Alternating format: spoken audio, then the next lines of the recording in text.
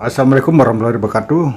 Kali ini saya kembali menyambung masalah tentang perbedaan tenaga dalam. Jadi saya ulas kembali, tenaga dalam itu ada tiga jenis ya, tiga jenis tenaga dalam. Pertama, tenaga dalam lahiriah. Kedua, tenaga dalam batiniah.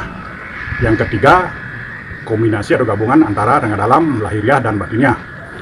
Tenaga dalam lahiriah itu yaitu tenaga dalam yang dilatih dengan menggunakan pernapasan. Jadi dengan melatih dengan pernapasan akan menghasilkan tenaga dalam.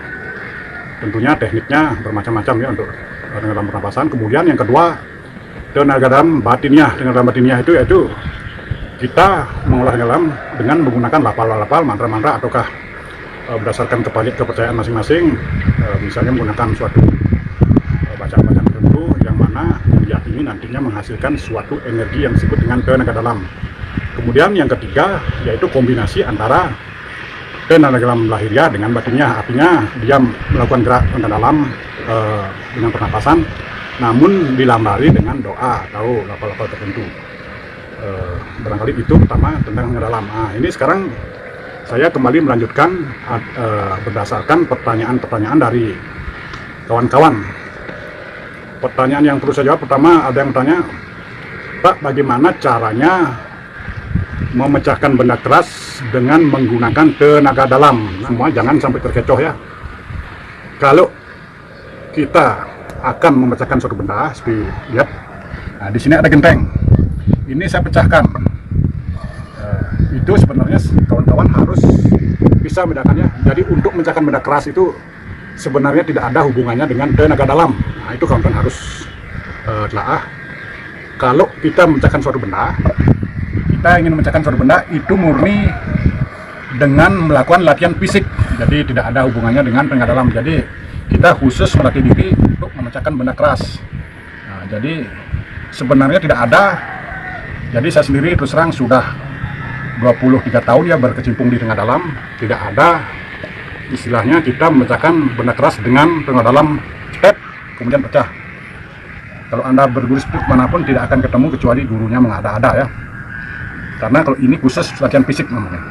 Terus bagaimana bedanya dengan tenaga dalam? Nah, kalau tenaga dalam kalau kita olah orang yang menekuni tenaga dalam, bila dengan benar dia menekuni tenaga dalam, maka akan pada dirinya timbul tiga kemungkinan.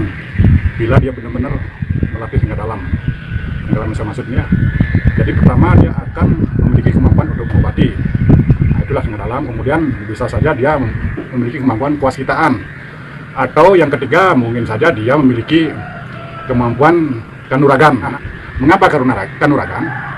Nah, ini barangkali untuk yang muda-muda pasti pinginnya yang kanuragan. Kalau orang sudah memiliki tenaga dalam, nah, ketika orang itu emosi dengan tenaga dalam, orang itu bisa terjatuh, terpental dan sebagainya. Nah, itulah yang dimaksud dengan kanuragan di sini ya. Kanuragan itu maksudnya semacam bela diri. Dengan memiliki tenaga dalam, orang itu memiliki kemampuan untuk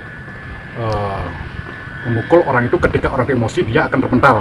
Nah, ingat, tenaga dalam hanya bisa dikenakan pada makhluk yang bernyawa ya, pada makhluk, artinya sesuatu yang bernyawa. Jadi kalau benda keras itu tidak memiliki roh, tidak memiliki nyawa, otomatis tidak terimbas oleh kuatnya tenaga dalam. Nah, di sini termasuk juga apa yang bisa terimbas, termasuk juga jin misalnya. Dengan menguasai tenaga dalam, orang bisa melindungi diri dari godaan jin. Plus tentunya dilambari dengan kekuatan doa, insya Allah orang itu akan terhindar dari magic misalnya, tukar jin dan sebagainya. Itulah kekuatan tenaga dalam. Nah, kembali pada kekuatan fisik, inilah kekuatan fisik. Cara ngelatihnya tentunya beda. Kalau kita latih tenaga dalam tentunya dengan pernapasan ya. Pernapasan dengan metode kita masing-masing, dengan cara kita masing-masing, apakah dengan dilambari dengan doa barangkali, ataukah memang khusus dengan ritual tertentu hanya menggunakan kepercayaan yang mana nantinya akan sama-sama menghasilkan yang dinamakan gelombang hidromagnetid atau tenaga dalam. Itu yang kita maksud. Kalau ini, nah ini khusus spesial melatih kekuatan fisik. Bagaimana caranya? Nah, cara melatihnya, metode melatih untuk kekuatan fisik tentunya ini saya contohkan ini sebagai genteng. Pada minggu pertama mungkin kita latih untuk memecahkan genteng ini dulu. Jadi kita latih terus-menerus selama 1 minggu dengan 1 genting. Nah, misalnya kita melatih untuk memecahkan benda keras berupa genteng dalam jangka waktu seminggu dengan hanya 1 genteng dulu. Kita pukul ini, tentunya kita mukul ada tekniknya. Apakah teknik seperti ini atau seperti ini? Nah, itu kita cari saja bagian tangan yang kira-kira memiliki kekuatan yang cukup. Biasanya daerah sini ya, kalau di sini agak kurang mungkin ini ya. Ini karena menghalangi, bisa ke ini. Ini saya contohkan, misalnya 1 minggu pertama kita memecahkan genteng ini. Nah, 1 minggu pertama, selama 7 hari kita pecahkan genteng ini. Nah, bila kita sudah cukup, minggu berikutnya yaitu minggu kedua, kita coba dengan 2 genteng ya. Kita coba dengan 2 genteng. Pada minggu kedua kita coba dengan memecahkan 2 genting. Jadi kita latih, bila 1 genteng sudah kita lanjut minggu 2 dengan 2 genteng. Dengan 2 genteng ini kita latih selama seminggu. Pada minggu kedua latih terus, kita latih terus, kemudian kekuatan kita uji coba terus dengan 2 genteng selama 1 minggu. Nah, minggu ketiga kita dengan 3 genteng selama 1 minggu. Minggu keempat dengan 4 genteng selama seminggu. Lanjut pada minggu ke-7 misalnya kita dengan 7 genteng. Nah, setelah kita yakin dengan 5 genteng, 6 genteng dan sebagainya, kita lanjut dengan minggu ke-7. Kita pukul genteng ini latih pukul genteng ini selama seminggu dengan 7 genteng pada minggu ke-7. Kita coba. Bisa kita lihat. Jadi inilah caranya kita melatih diri kita ya. Ini pada minggu ke-7. Bagaimana dengan minggu ke-8? Nah, pada minggu ke-8 kita latih diri kita dengan menambah tumpukan lagi, jadi 8 genteng selama seminggu kita latih terus. Bila belum berhasil, boleh kita tambah minggunya. Minggu selanjutnya tetap dengan 8 genteng dan seterusnya. Ya begitulah kawan-kawan, kalau kita itu latihan fisik itu sebenarnya latihan untuk memecahkan benda keras. Jadi memecahkan benda keras itu sebenarnya adalah latihan fisik, beda dengan tenaga dalam.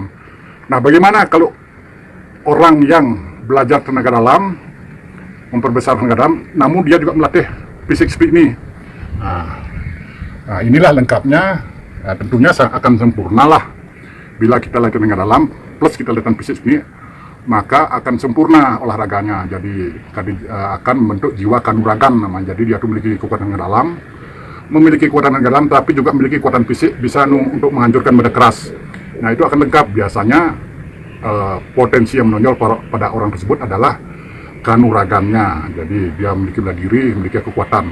Itulah kalau kita belajar tenaga dalam, potensi apa yang muncul? Biasanya pertama pengobatan, kemudian bisa saja kewaskitaannya atau ke potensi kanuragannya. Inilah sudah saya jawab buat teman-teman yang banyak bertanya bagaimana cara memecahkan benda keras dengan menggunakan tenaga dalam. Mungkin tadi sudah saya jawab, tidak perlu saya ulang lagi. Semoga bermanfaat. Wassalamualaikum warahmatullahi wabarakatuh. Buat sahabatku semua, jangan lupa like dan subscribe-nya. Terima kasih.